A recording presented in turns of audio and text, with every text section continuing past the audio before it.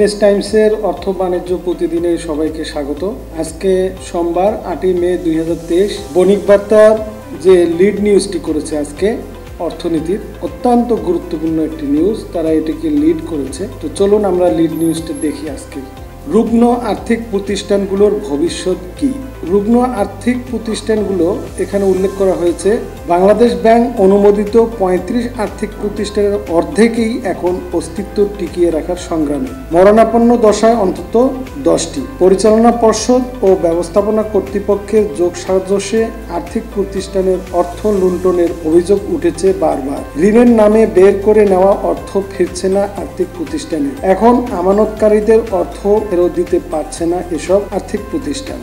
সংবাদটির আরো বিস্তারিত যদি আমরা বলি আপনাদেরকে, বৈশ্বিক আর্থিক খাতে ব্যাংক বহির্ভূত আর্থিক প্রতিষ্ঠানের এনবিএফআই অবস্থান দিনে দিনে শক্তিশালী হয়ে উঠছে, বাড়ছে গুরুত্ব ও অবদান। যদিও বিপরীত অবস্থা বাংলাদেশে, ক্রমেই ক্ষয়িষ্ণু হয়ে উঠছে এনবিএফআই খাত। বাংলাদেশ ব্যাংক অনুমোদিত 35 আর্থিক প্রতিষ্ঠানের অর্ধেকই এখন অস্তিত্ব টিকিয়ে রাখার সংগ্রামে। দুর্বল হয়ে পড়া এনবিএফআইগুলো বিরূপ প্রভাব ফেলেছে সবল আর্থিক প্রতিষ্ঠানের দুর্বল হয়ে পড়া এনবিএফআইগুলো বিরূপ প্রভাব ফেলছে সবল আর্থিক প্রতিষ্ঠানের ওপরও। কোনো ক্ষেত্রে ব্যাংকের চেয়ে ভালো অবস্থানে থাকা আর্থিক প্রতিষ্ঠানও এখন ভাবমূর্তির সংকট রয়েছে। ভালো প্রতিষ্ঠান থেকে আমানত তুলে নিচ্ছে গ্রাহকরা, আবার গ্রাহকদের কাছ থেকে নতুন করে আমানত সংগ্রহ করাও প্রতিষ্ঠানগুলোর জন্য কঠিন হয়ে পড়েছে। এই অবস্থায় মরণাপন্ন আর্থিক প্রতিষ্ঠানগুলোকে জোর করে টিকিয়ে রাখার কারণ সম্পর্কে প্রশ্ন তুলতেই শুরু করেছেন খাত সংশ্লিষ্টরা। অর্থনীতিতে দুর্বল আর্থিক প্রতিষ্ঠানগুলো কোনো ভূমিকা রাখতে পারছে না বলে মনে করছেন বাংলাদেশ ব্যাংকের সাবেক গভর্নর ডক্টর সালেউদ্দিন আহমেদ। বণিক বার্তাকে তিনি বলেন, প্রতিষ্ঠানগুলো থাকা না থাকার মধ্যে কোনো তফাৎ নেই, অনেক আগেই এগুলো একীভূতকরণ বা অবসায়ন করে দেওয়ার দরকার ছিল। তিনি বলেন, বাংলাদেশ ব্যাংক থেকে উদ্যোগ নিয়ে দুর্বল আর্থিক প্রতিষ্ঠানগুলোকে নির্দিষ্ট সময়ের মধ্যে উন্নতির সময়সীমা বেঁধে দিতে হবে। নির্ধারিত সময়ের মধ্যে উন্নতি করতে না পারলে এসব প্রতিষ্ঠানকে কোনো ব্যাংক বা আর্থিক প্রতিষ্ঠানের সঙ্গে একীভূত করে দেওয়া যায়। একীভূত করা সম্ভব না হলে অবসায়নের দিকে। অনিয়ম দুর্নীতির কারণে যে প্রতিষ্ঠানগুলো পুনর্গঠন করা হয়েছে সেগুলো নিয়ন্ত্রণ কেন্দ্রীয় ব্যাংকের হাতে নেওয়া দরকার। দেশে কার্যক্রম পরিচালনা করছে 35টি এনবিএফআই, এর মধ্যে 13টি আর্থিক প্রতিষ্ঠান বাংলাদেশ ব্যাংকের সর্বশেষ র্যাঙ্কিংয়ে রেড জোনে বা বিপজ্জনক অবস্থায় রয়েছে বলে চিহ্নিত করা হয়েছিল।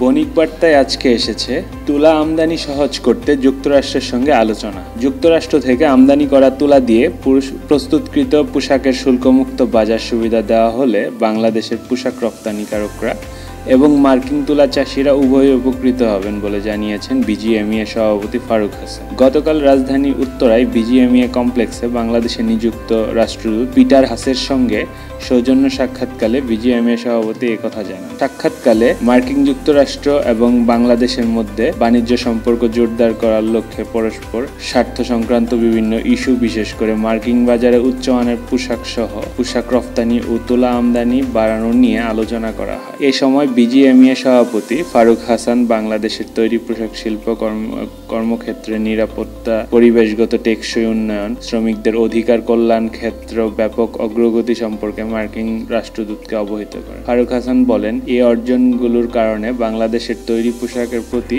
বৈশ্বিক ক্রেতাদের আস্থা বেড়েছে। এর মধ্যে বিশ্বের সর্বোচ্চ সংখ্যক সবুজ পোশাক কারখানা আবাসস্থল হিসাবে বাংলাদেশে শীর্ষস্থানীয় অবস্থান নিশ্চিত করেছে।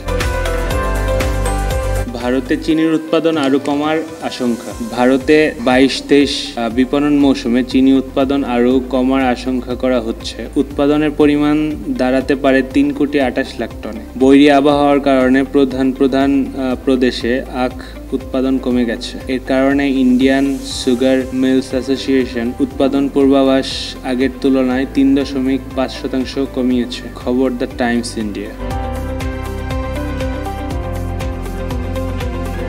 মূল্যস্ফীতি সহ 3 চ্যালেঞ্জ নিয়ে সতর্ক করল আইএমএফ।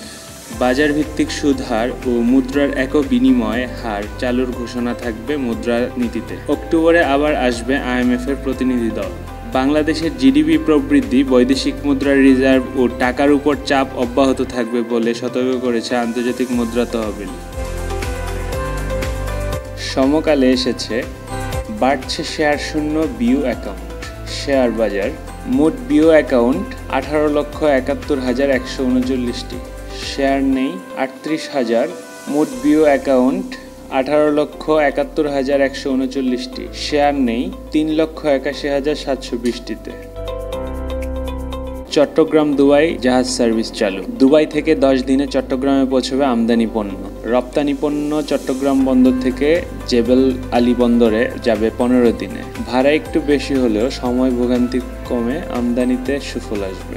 ভারতের 3টি সমুদ্র বন্দর ও আরব আমিরাতের 2টি বন্দরের সঙ্গে এই সার্ভিস পরস্পরকে সংযুক্ত করবে।